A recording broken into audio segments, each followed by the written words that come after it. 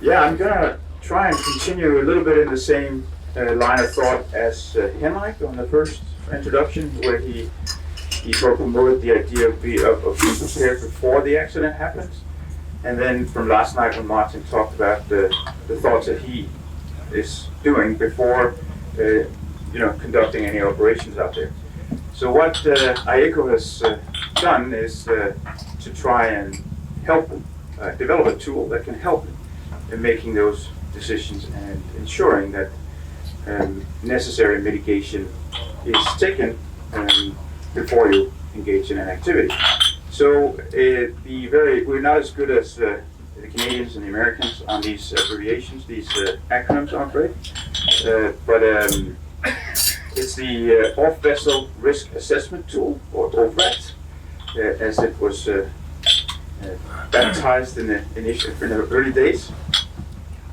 It was the initial idea was that it was supposed to be a risk assessment tool, and easy to use offline risk assessment tool. We managed to also include some preparation tools into it, if you like. So I think it started in 2017. Am I right, Blake? I think it's we started it up.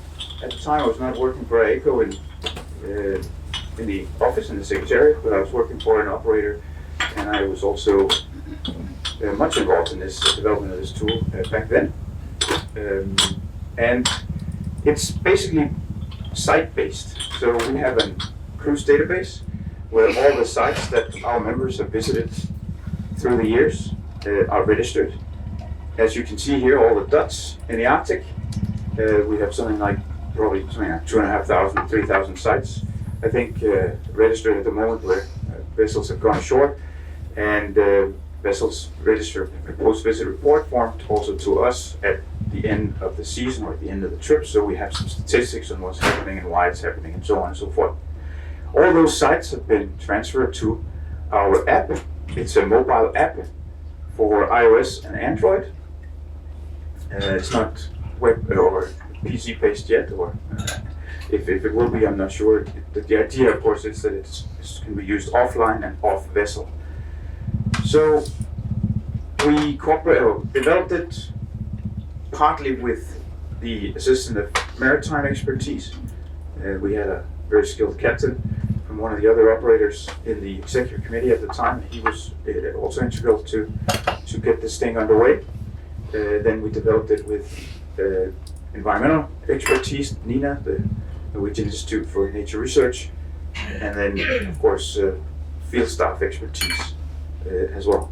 So we found quite a good,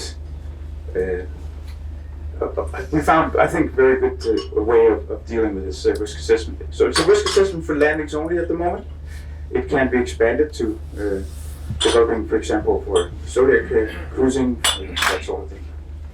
The assessment includes, as you can see down on the screen here,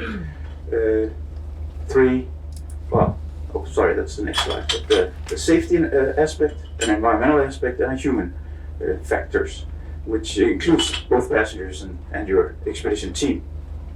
Environmental factors are primarily the wildlife, but it could also be erosion type things and the like. Safety is primarily safety around the ship in terms of Zodiac operations and on shore in terms of Zodiac operations, but of course, particularly in this area and the Arctic in general, we have a polar bear issue as well, which is of course also covered there. So you press your little, there you go. You press your little mark there, and you start an assessment for the site that you choose. And generally, it's just a series of questions on a topic, if it's a challenge or not. And you can answer your different things. You have your, the green, yellow, red sort of traffic light system. We're essentially not telling anyone not to go, except for polar bears on shore. So it's really an assessment that's up to the conditions on board, what situation you have exactly on board, what exactly conditions you have on shore, where the expedition leader can make, and captain can make decisions based on that. So it's not a decision-making tool. It's not going to make decisions for you. You still have to think and do, and that's quite important. But do you answer a question, in this case, the tide is a little bit of a challenge, then you get a series of other questions, which helps you mitigate. And you have, it's like a checklist. Have you done this to mitigate the risk? Yes. Have you done that to mitigate the risk? Yes. And in that way you document that you have done your proper risk assessment. Because as you can imagine, many of these things, as Martin was talking about last night, it's done already, most of it actually, but in your head as expedition leader. Talk to the captain on the bridge, you talk to your team, you do your risk assessment in your head, but it's not documented. And it could be valuable perhaps to have it documented, both for the operator you work for. Should something happen and passengers get injured or something, you can document that you have a risk assessment done, that you did due diligence. But of course also for authorities, theoretically could start demanding documentation for such things. So you go through your risk assessment, you tick off your mitigation, and you end up in basically a way where you can save it, you log it, all offline. And once you're online, you sync with the server, and the risk assessment will go to the server and be filed. What it then also became was a bit of a preparation tool, actually, which is also really helpful, I think, and on everyday life for those that are not responsible on board to make risk assessments, such as the guides, not the expedition leader, but the guides. This can be a very helpful tool. It makes easy access for the IECO guidelines, for example. We have a little tab down below there. You see guidelines, and if you tap that, you can find the guidelines that are applicable under any given landing. So very easy, very helpful, and online or on shore you can use it offline, which is kind of nice. Site-specific guidelines, for example. Tap the site-specific guideline when you're shore, point out the areas you're not supposed to go, cultural heritage sites that needs extra attention, so on and so forth.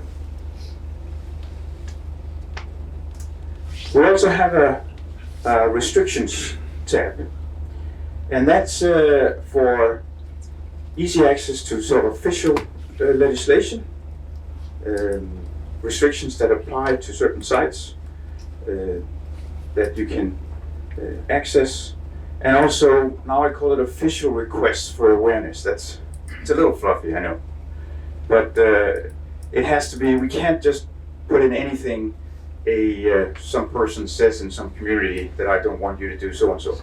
I mean, we have to have a process of that this understanding that it's an entire community that would like such a thing. Some may not like tourism, some may like tourism, so on and so forth. So it's a little bit of a fluffy statement at the moment. We're working on defining it better and what we can actually use. We have a single sort of example of that in the O-VRAT right now from Northwest Iceland, where the locals have very officially, and that includes the ministry, asked us to do certain things which exceeds the law. And when we get an official request like that, we've opted to put it into the O-VRAT so that staff and expedition leaders, the ships, don't do mistakes which they may not have known about.